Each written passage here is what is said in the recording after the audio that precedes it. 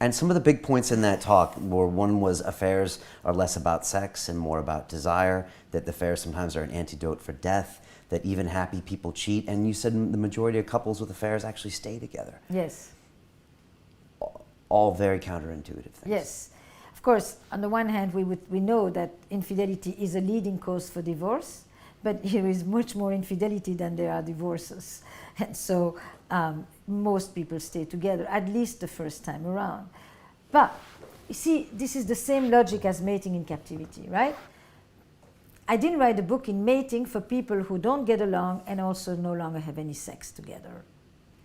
It's the same about affairs. It would be easy to say, obviously people have affairs because they don't like their partner and because they have miserable relationships. No, if they do, they actually divorce these days. If they have affairs, it's because the relationship is good enough for many other things. And the easy thing would be to say, people have no sex because they don't have good connections. People have affairs because they have bad connections. That's true. But I see people after people coming in and say, I love my partner. The last thing I want to hurt is hurt my partner. That I want to do is hurt my partner. And I'm having an affair. That's a much more complicated question. Why would people risk losing everything for a glimmer of what?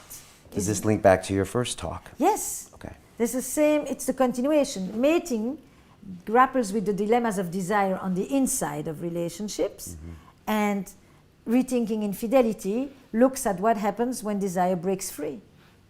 And in a way, it goes looking elsewhere. So it is a natural continuation. But the logical thing is to say people do this because they have problems in the relationship. It's the symptom model. An affair happens because there's a flawed relationship, rather than actually grappling with much more complicated imponderables of existential ennui and complexities of love and desire, by which actually affairs happen and sometimes they have nothing to do with the relationship. The relationship is actually perfectly fine. That's not what it's about. And then you enter into the question of transgression. After all, infidelity has existed since marriage was invented. So marriage has changed continuously, and infidelity has a tenaciousness that marriage can only envy.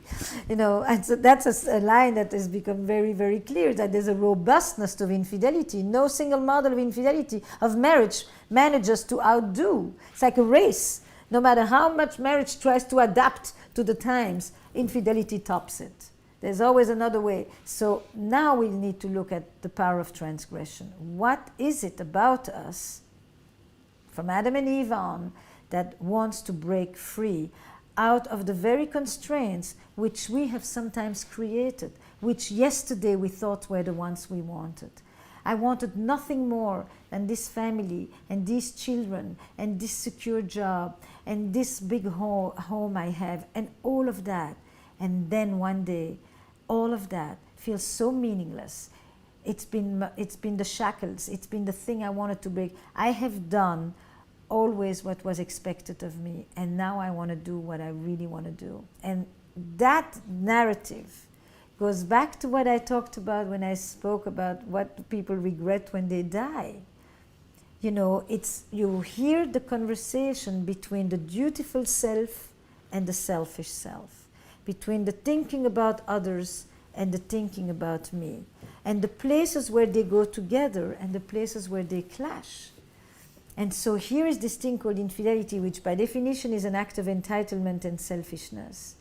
But it has a lot more to do with what I do for me than what I'm actually doing to you. And yet, when it is uncovered, what it does to you is so shattering and so gutting, so painful, more so than it ever was. Because socially it breaks everything down. You know, I was in Morocco last week, at Marrakesh, and I had a conversation with a group of young women and young men in their 20s, from the villages, actually, who were working in the city. And at one point I said, you know, in America, in the West in general, the push today is that if a woman can finally leave, she doesn't just have to stay there and bear her misery. She should just get out. And so one of the girls said to me, "Mais madame, if we had to divorce all of the unfaithful men, all of Morocco would be divorced." And I just thought, here's the difference, you know. I am fascinated by how we one day want certain things and how the next day those are the things that we think are imprisoning us. How we can have multiple loves, how we can have different kinds of loves, how we became one person here, and then we remember that there are all these other parts of us, and they suddenly manifest elsewhere. How sexual revolutions don't happen at home, and how the same person who here is completely sexually shut down, in this other place is lustful and free and eager, and why they can't bring it home. And all these imperfections, and at some level you would say that infidelity is an imperfect compromise to imperfect lives. Is it almost just something endemic of us as a society, of setting up our own rules and then wanting to break them? But it has always existed, and we've always had rules, and we've always wanted to break rules. The rules change. And, you know, let's be very clear, fidelity was an imposition on women in order to know about patrimony and lineage. You know, now that you can't prove it by the children, you prove it by the exclusiveness. But it's changed from an imposition on women to a dual gender conviction. Instead of giving more freedom to women, we've taken the freedoms of men away.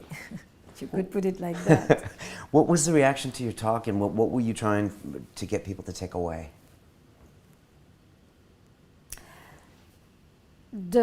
I wanted a conversation that will embrace complexity, as always. I think I deal with subjects that are complicated and that people often want to simplify to make them reductionistic and simplistic, and are often very polarized. So the conversation about infidelity becomes a conversation about villain and victim and good and bad and perpetrator and saint. And I think it is not the truth. And I don't believe that these kinds of conversations that are polarized, that are extreme, in which you take the extreme example and you make that become the norm. And you think that if you don't condemn, it means that you condone. And if you try to understand, it's as if you're justifying. These kinds of discourses, they exist in politics, they exist in society, they exist in the conversation about infidelity. And they breed narrowness, judgmentalness, and discrimination. And they don't help couples and families and children, that's for sure. So that's what I see. I see these all or nothing conversations, and I'm thinking that's an example of an authoritarian discourse, of a rigid, narrow, and I get drawn there and I want to loosen this up because it's a lie. It's dishonest. It's a dishonest way to looking at dishonesty. Right. And it doesn't capture the nuances of the human heart, which is really what infidelity is about. The question is not is it good or is it bad? The question is, what do we learn about love, lust, and commitment by studying infidelity? It is an amazing window, the same way that sexuality is a window, right? If you look at sexuality from a societal point of view, you would say that the most progressive aspect of a society and of a culture lodge themselves around the changes that take place around sexuality. Covering your head, abortion, nakedness, sexual education, homosexual marriage, all of these are around the sexual window. And the most traditional, archaic side of a society also lodge themselves. If you want to control a population, control the women, control what they can wear, how much skin they can show, what kind of interaction they can have with men, and who has the education and the information of the children and the sexuality of children, who owns the sexuality of children, and how much does an adult have a right on the sexuality of children in an abusive way, and all of that. It is so foundational. It's almost amazing how little we talk about it when you see how essential it is to progress and change and to tradition and rootedness. And infidelity is right in there with that, because infidelity has been one of the ways we control sex. If there is a taboo against infidelity, it's because somebody understood human nature. We are fickle, we are curious, and we are greedy. We are not generally meant to stay put in one place. There would be no taboo if there was no sizable threat. And what's more threatening than human nature?